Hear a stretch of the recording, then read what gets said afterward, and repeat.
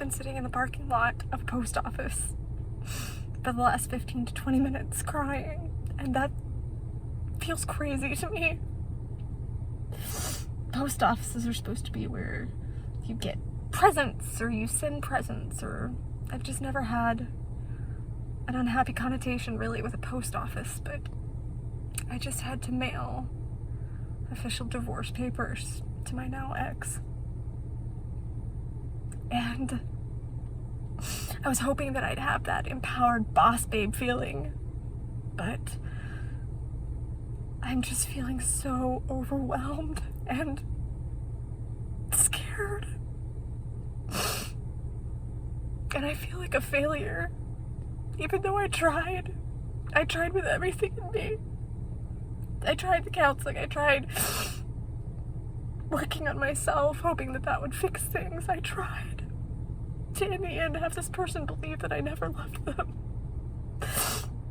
And I'm going, but there was a point where I was using to cope with my own emotions in response to the marriage and our interaction stuff, or the relationship and our interaction and stuff, because I didn't know how else to cope and I didn't want to lose them.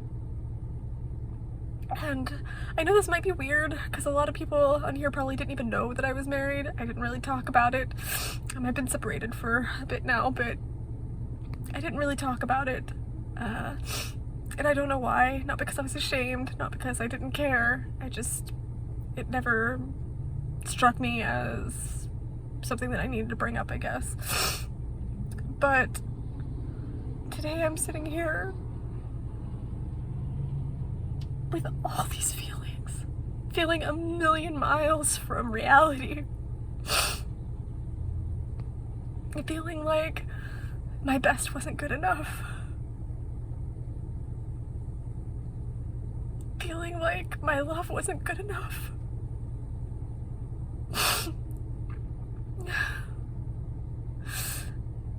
And as much as I wanted that empowered moment of being able to say, oh, I did it, and I was strong, I'm sure that'll come, you know, but right now, that's not what's here. What's here is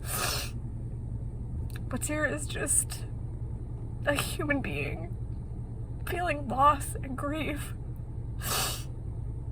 I did have that moment of revelation of my own self-worth when I decided to separate, because as amazing as I've been doing with my mental health, as much advancements as I've made, as much progress as I've made, as a lot of you know, I celebrated 3 years in recovery back in June from self-harm and cocaine, and I was so proud of myself.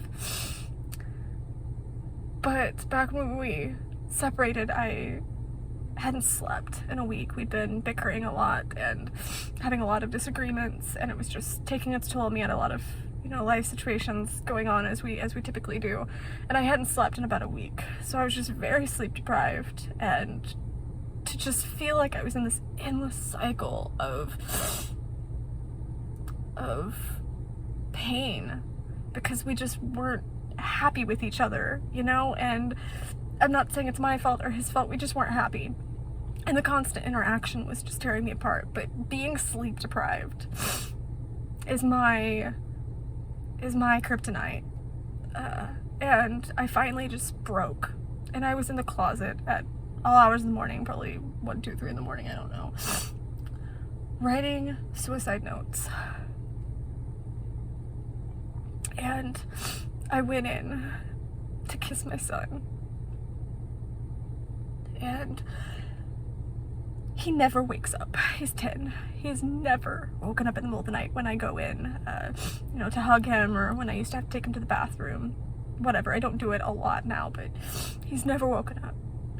And I went in and I kissed his cheek, and he said, he woke up, and it kind of shocked me that he woke up, but he said, "Mama, please stay.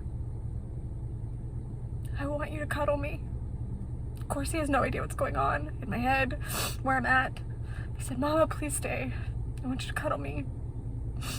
And he lifted his blanket, and he said, "I'll be your wing." I'm not a person of faith, but back when I watched Lucifer, there was a scene where he wrapped his wings around his love interest. No spoilers if anybody hasn't seen the show. And he was protecting her from the bullets. And I broke down crying because I said, why don't I deserve that kind of love and protection? And it broke my heart so much to feel like I didn't deserve someone like that. Right? I wasn't good enough, for that. And I said, lift his blankets and I'll be your wing. He didn't know. He had no idea. I obviously never watched Lucifer around him or talked about that scene. He had no idea. But he said, I'll be your wing. And in that moment I realized I didn't need anyone else. I didn't need a man or woman. I didn't need anything. I had my Lucifer. I had my protection. I had that love right there. And I got up the next morning and I said, I can't do this anymore. Nobody's worth dying for. I love you, but nobody's worth dying for. And I went and I stayed in a hotel for a bit. But I had to walk away. Because nobody's worth dying for.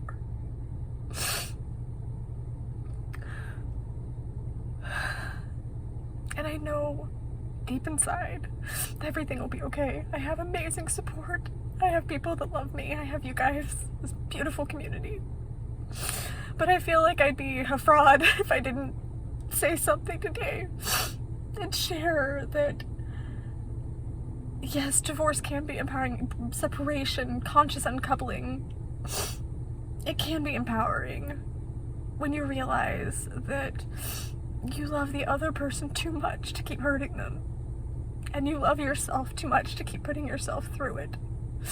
But that does not mean that it doesn't hurt. That doesn't mean that you don't have feelings of inadequacy, feelings of loss, feelings of what ifs. Because you do. And I just wanted to share that it's okay if you're not just feeling like the powerful boss babe or boss guy. It's okay if you're feeling other feelings too. Because things like this are hard. Breakups are hard. Separations, divorces, loss. It's all really hard.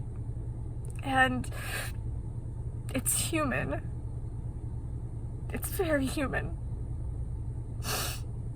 to cry, to get angry. It's human to cycle between dwelling on all the good times and then just focusing on all the bad times and focusing on why you had to leave. I honestly don't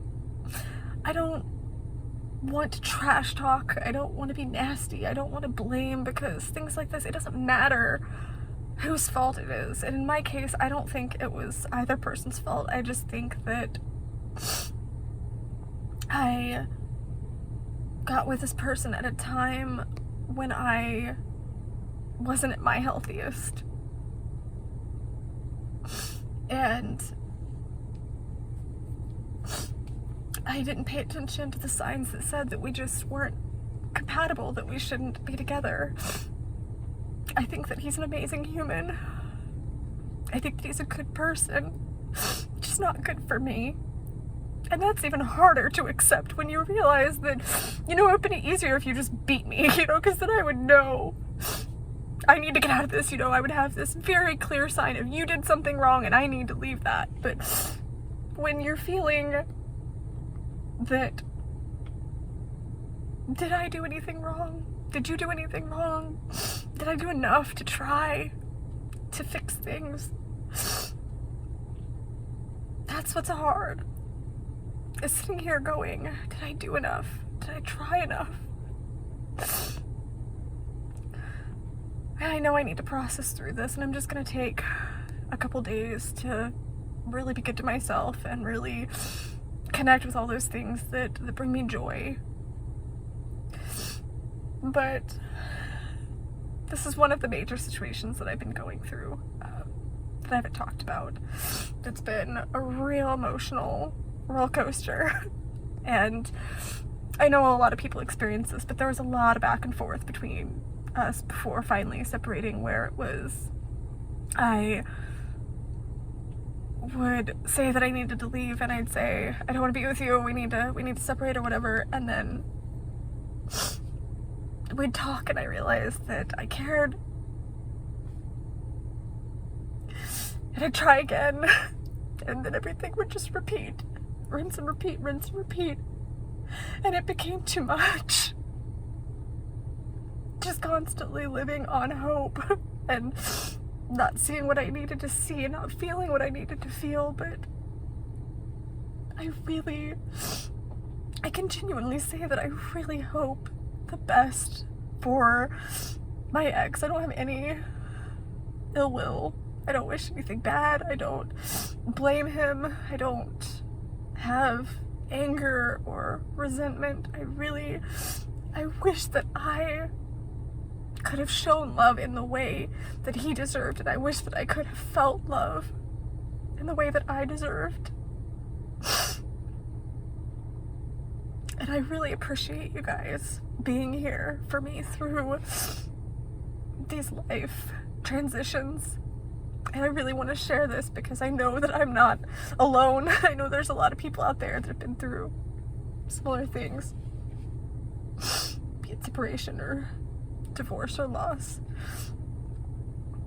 You share so much with me in sharing your stories, and I appreciate it so much. It's what I wanted, was to create this community where we can talk and we can be open and we can be vulnerable and we can share our stories. And you guys have shared so much with me, and I appreciate it so much. And I want to be authentic and I want to share these things with you.